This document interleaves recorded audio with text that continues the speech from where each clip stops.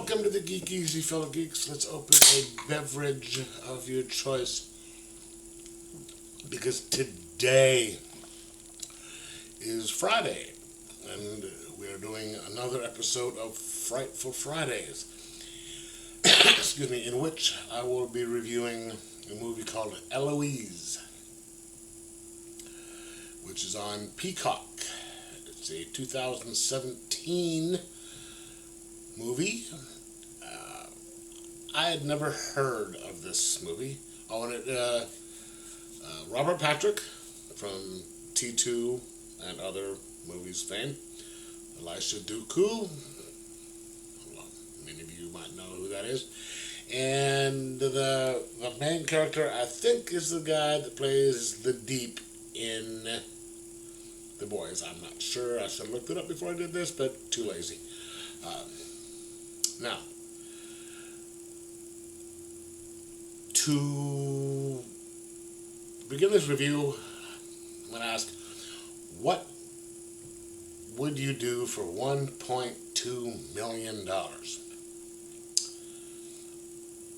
Would you, for $1.2 million, break in to an abandoned insane asylum with a very seriously bad reputation at night to try and get some files out of it in order to get that money? That is kind of the basic gist of this movie. You have a guy by the name of Jacob. His last name is Miller. You find out at the beginning of the movie he's broke, in serious need of money.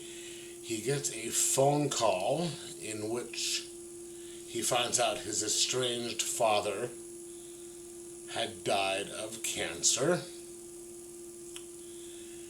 and as the only surviving relative of his father, he is going to inherit his father's estate, and therefore get the money that is, $1.2 million. There is only one little condition. His father had a sister which Jacob, didn't know about. She had been committed into an insane asylum as, I think before he was born, and this insane asylum that was named Eloise, it was kind of nicknamed that, it was huge. It burned down in 1980, and Robert Patrick was the doctor who ran it, and he had some very questionable practices on how he ran the place. And you see little bits and pieces of it from news reports and all that.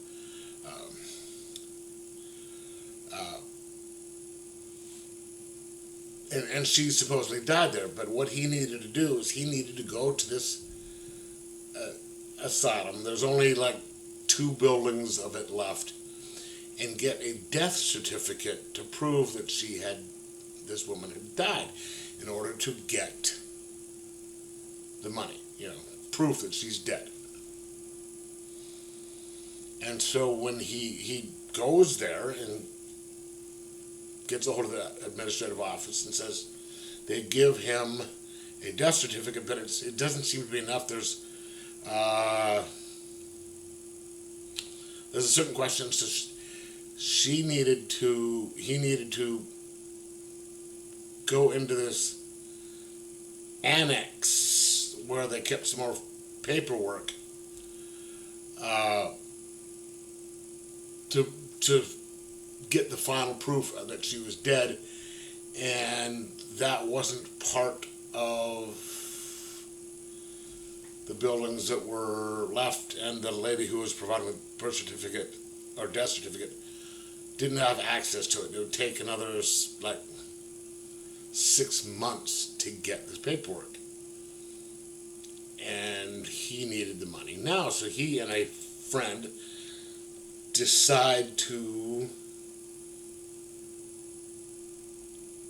go to this annex, which was in the abandoned, burned down part of the building, steal the paperwork to show that this woman was dead, and therefore get the money.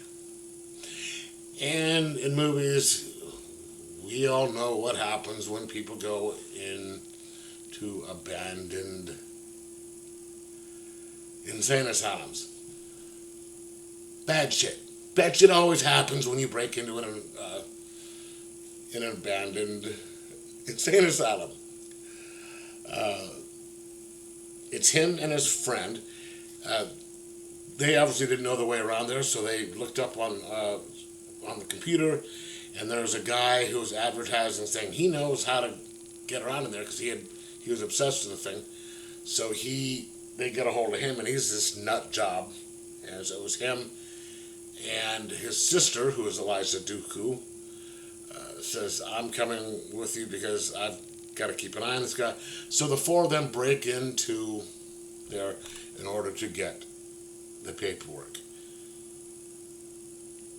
And it all starts out well enough. I mean, typical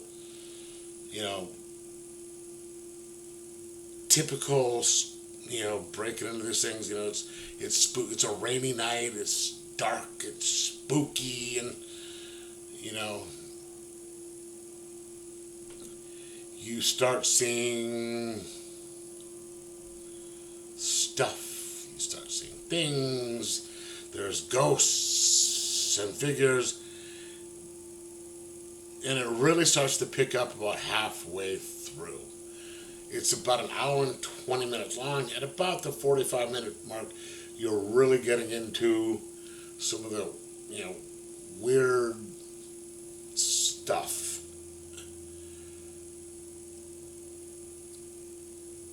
The only problem is, once it gets to that part, there's some really weird stuff going on, and it's jumping between just seeing some of the ghosts of the people from the past, because there had been a fire in this place, and a lot of the people who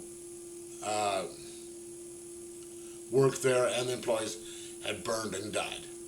So instead of just seeing some of these people, like, they're going into that world and sort of interacting with them. See, they aren't really knowing when they're coming back in and out of it. And so it just got kind of, too smart for their own good, because they're just you're getting, you're like, why is this, just stick with them, with the haunting. Don't have them going back in time, like it's like they're going back in time and interacting with stuff, and it's just, it was a different approach to it.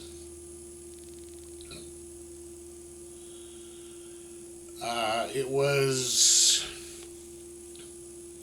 I mean, I really hadn't seen anything like this, and I kind of admire well, not really admire, but, I like how they did it, because, at some point you're like, okay, there's even a little bit more danger in this, because, there's real stakes, because, this guy was kind of a sadist, and the staff was going to mess them up if they caught him.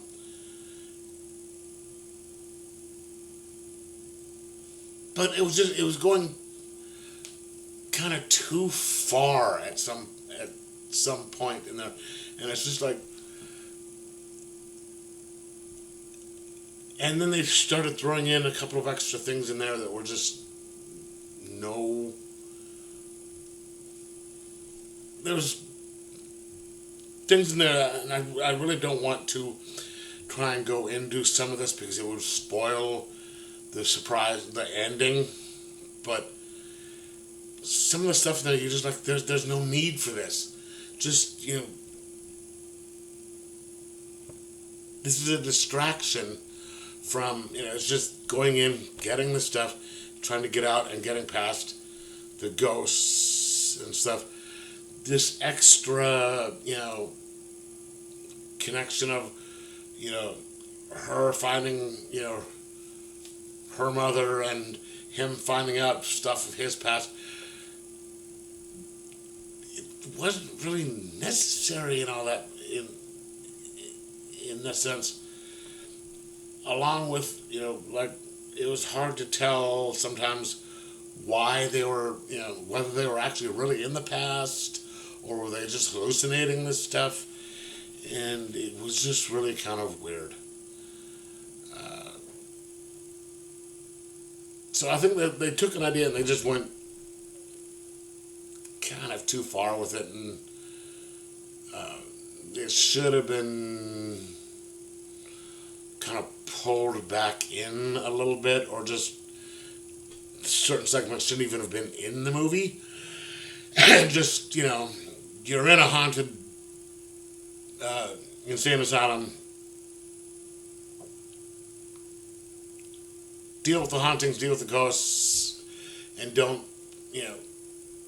throw in what appeared to be sort of like time travel type stuff. It wasn't necessary.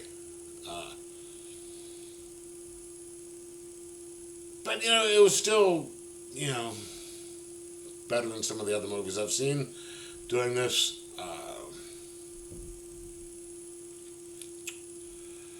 Can't say that it was a great watch.